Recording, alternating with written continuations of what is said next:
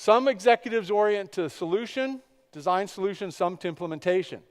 Your job is that you've got to identify what conclusions they're making in their minds about these critical things like stakeholders and communication and design and cost and speed, etc., so that you can speak their language in the context of results. Now, how you do that is interesting. If we got down to the actual conversation, we'd be here for at least 3 days because this is a big, big topic. But the point I want to leave you with as we look at these strategies is that there's a way of being for us that we've got to stay centered, we've got to understand their mindset, we've got to understand their language, and we've got to understand the conclusions they've already made so that we can get inside those conclusions and help them unravel it, right? That's the foundation. If you don't do that, any of these strategies are going to fall flat on their face. First and foremost in our world is to begin to orient to how do you negotiate an expanded role from your change management position.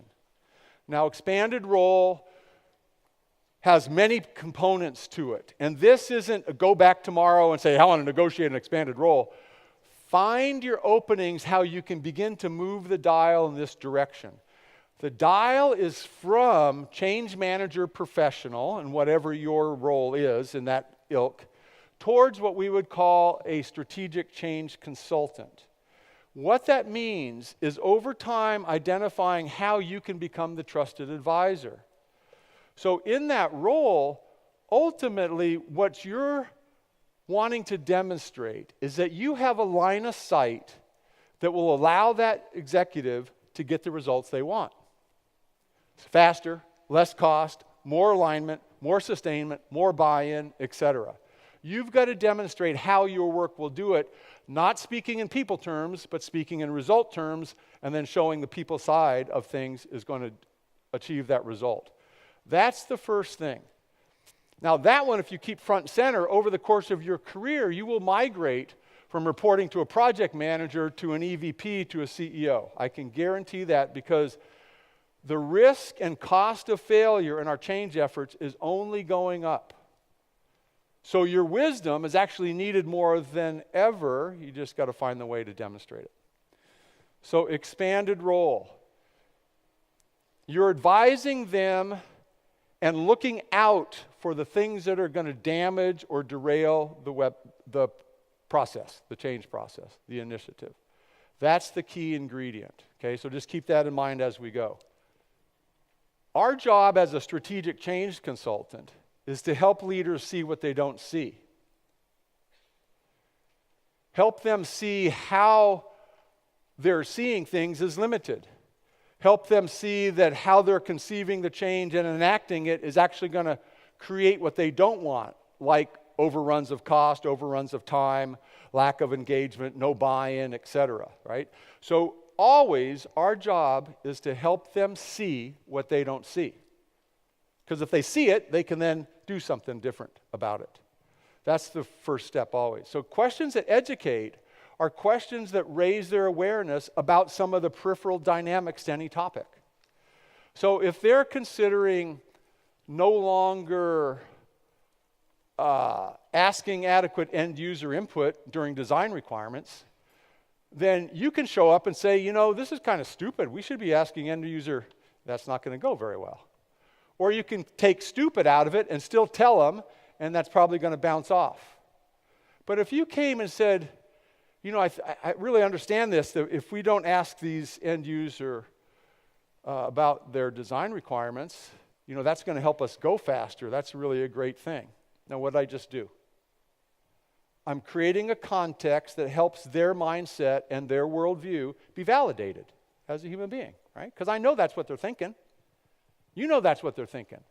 So don't push the button that says piss them off by saying we got to go out and do 12 more focus groups.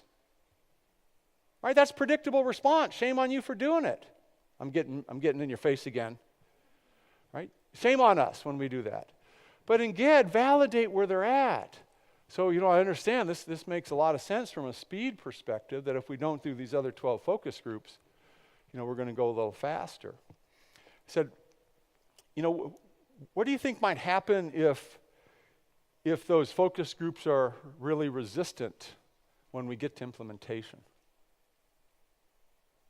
Now, what does that question do? It tells them to look into a space they're not yet looking into. They're not looking into the delayed consequence of that choice. That's a question that educates, right? That opens up their worldview into looking at what you already see. But you only do that after you validated their perspective, okay? Do a risk assessment. Now remember, CEOs and C-suite people, they're looking for data. You know, they want to drive based on data, not by intuition so much. They use their intuition, but what makes them comfortable is data. So provide data.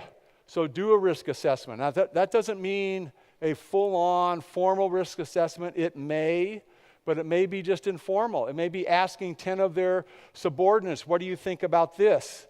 And then bring it back and say, hey, we had a chance to ask 10 of your subordinates about this. 8 of them are thinking this. You know, if that happens, that's going to be pretty risky to us. What do you think? You know, the idea is you're trying to get in conversation. Now, some of you may be saying, well, Dean, you're positioning this like I'm going to march into the CEO's office and have a conversation. I don't get to do that. I'm not. I'm saying over time, I'm expecting you to be able to do that. But right now, you can do that with the content experts, the subject matter experts in your project. You can do it with the project manager. You can do it with the project team. You have access to those people. So build that ability, because what will happen is they'll say, oh, really, we're at risk? And then they'll begin to actually think differently. Now, the risk assessment for us actually goes to another level. We call it impact analysis. And I'm not sure if this worksheet is on the website or not. It may be. An impact analysis is the way that you predict the future and a way to help them see the possible future. So when they're making a decision and you can sense and see that it's the wrong course, you want to run an impact analysis.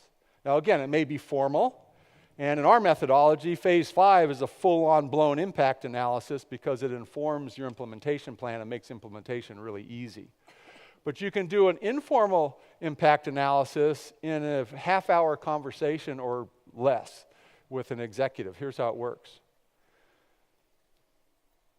You have a bunch of categories. Now, if that worksheet is available, there's 30, 40 categories. Some of them human and cultural, some of them organizational and technological.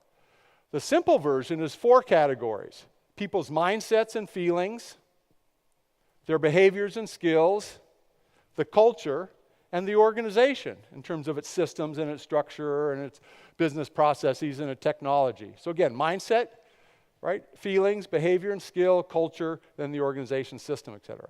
If they're making a big decision and you show up, again, it could be with the project manager, and say, wow, what do we think the impact of that's going to be? They go, what do you mean? Well, if we do this, what can we envision is going to happen in the way people feel about it, right? In the behaviors and skills that will be necessary to really implement it and get sustainment. Will it be aligned to our existing culture, or will it butt up against our culture? What will happen to the current technology we're using? Or will it impact the need for a different suite of job descriptions or change the structure or reporting relationships? Now, when you ask those questions, they start to engage with an imagining mind that they usually don't engage with.